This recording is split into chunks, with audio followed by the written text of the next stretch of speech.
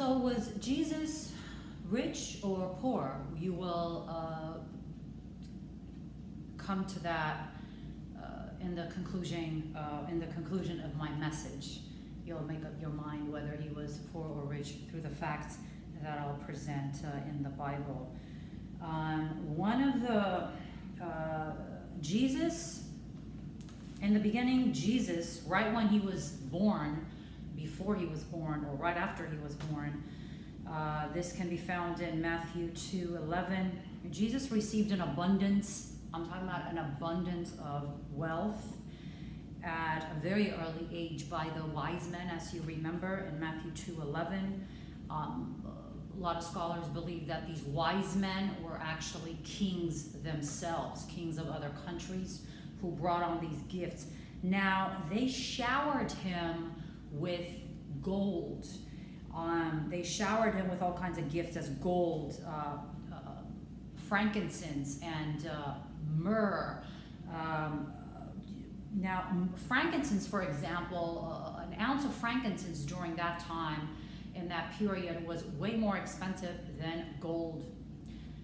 And I'm not talking about they brought, I don't know, a couple of ounces of gold, a couple of ounces of these gifts. We're talking about chariots of gold and all of these wealth and jewelry, okay?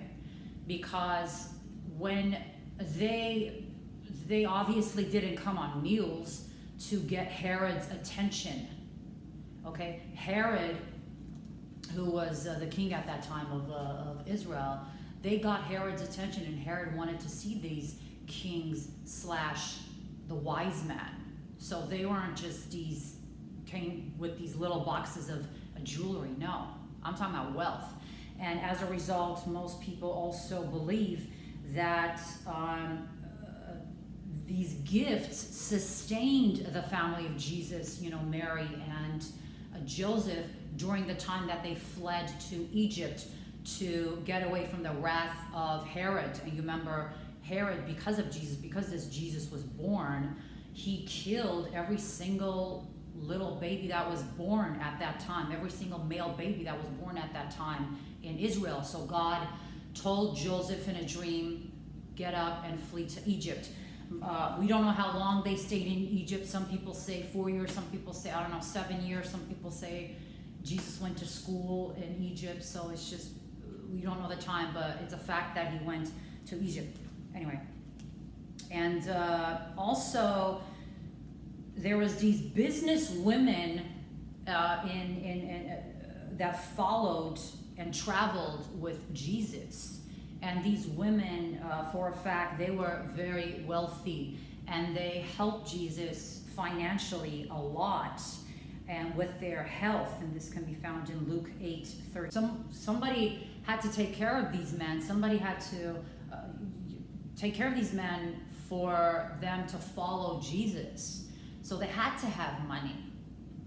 They couldn't just, he had to sustain them financially, and they had to have a place to stay. They had to have food to eat. They had to have, clothes and all that. They couldn't just follow Jesus if he was just homeless and poor and busted and disgusted, as many people claim.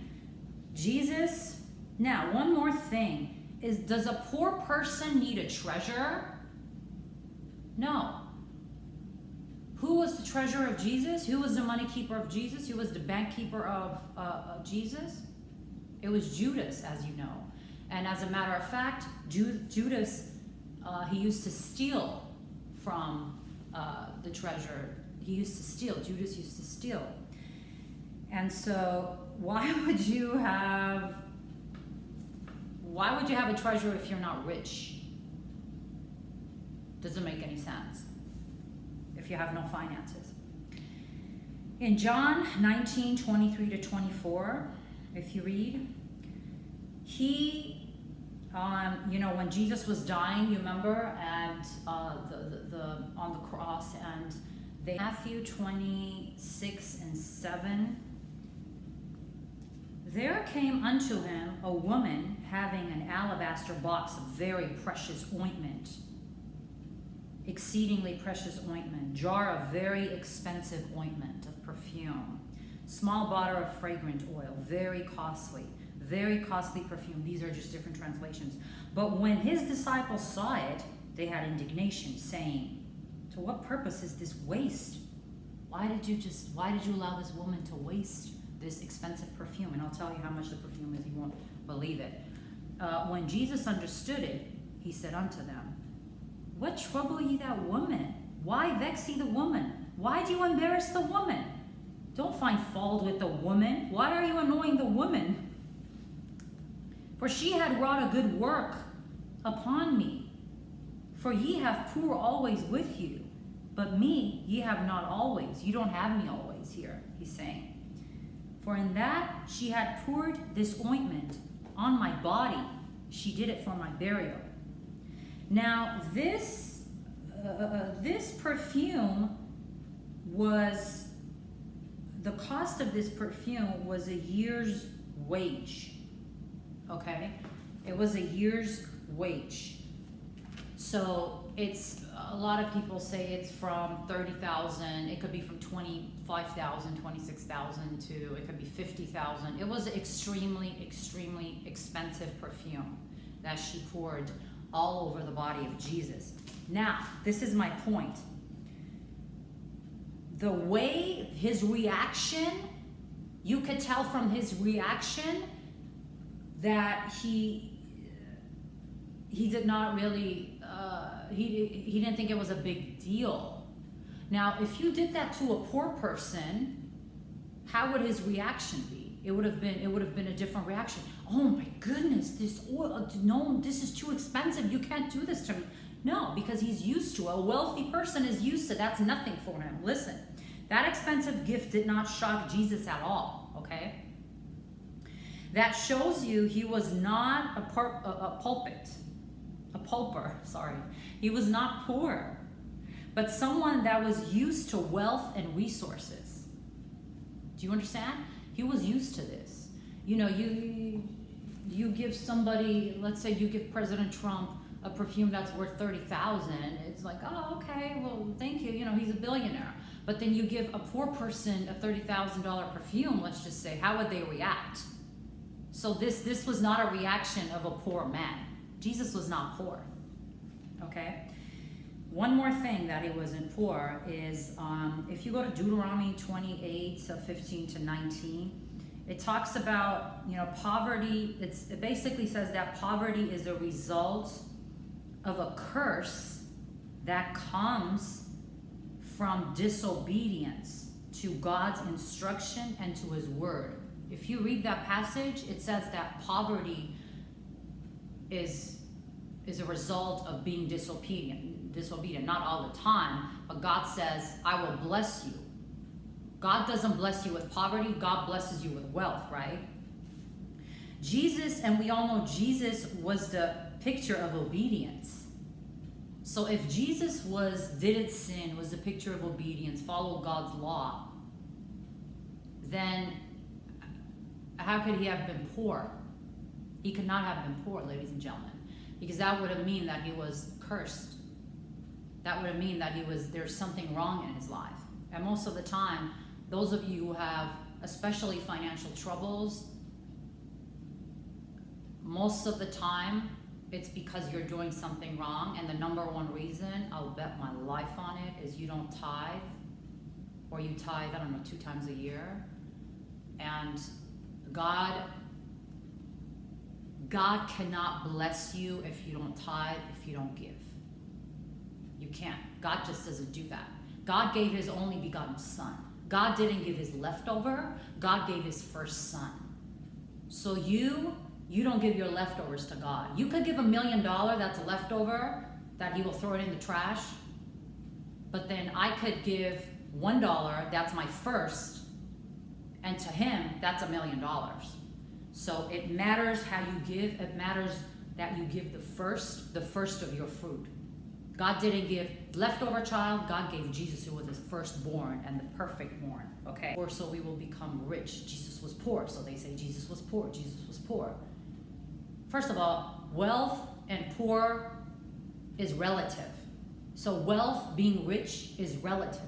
So for somebody in Africa who makes $100 a month, okay, versus a lower class person here, let's just say, who makes $20,000, or let's just say the lowest of low, $19,000 a year.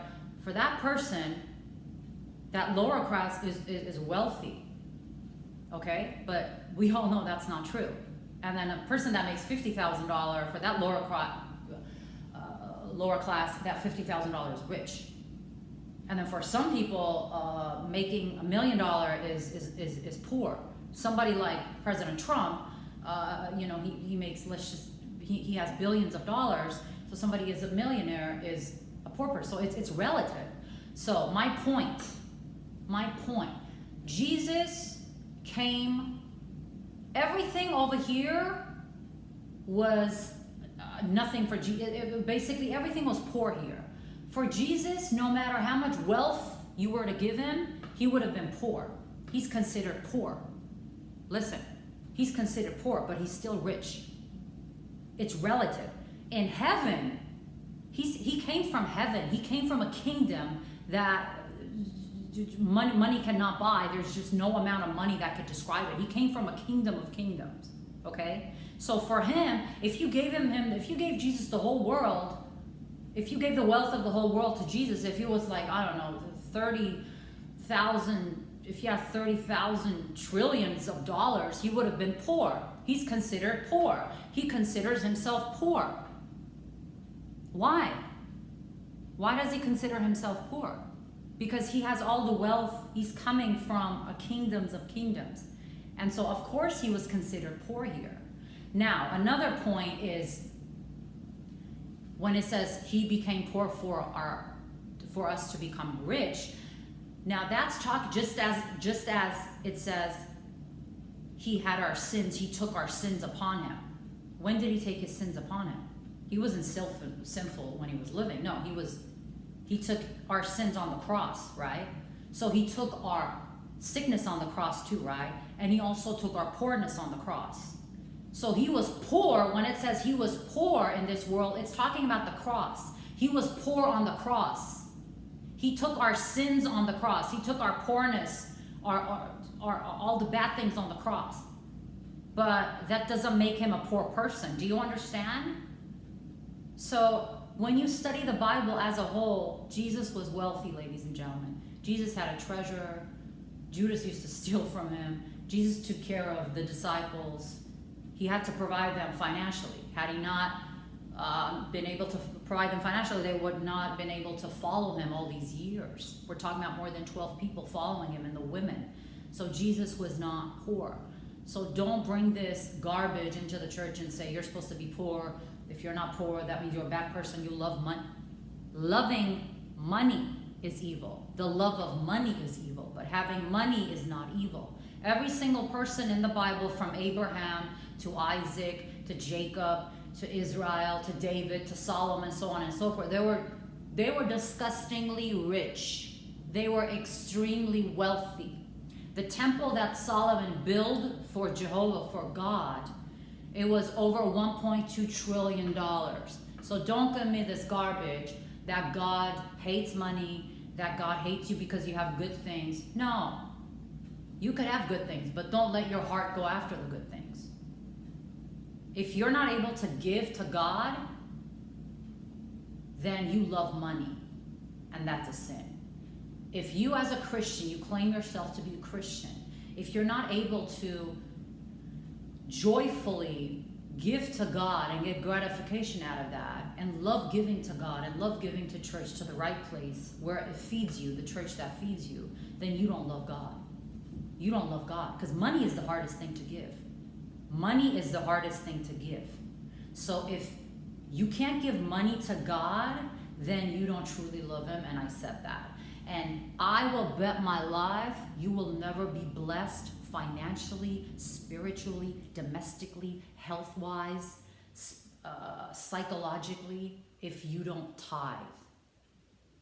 If you don't tithe, you will never be blessed. So ask yourself, why am I busted, disgusted, and all this, and you complain all the time? Ask yourself, do you tithe? Most of the time when I ask When I ask you, you say, no, I don't tithe. I don't need to tithe. That's an Old Testament thing. You're wrong.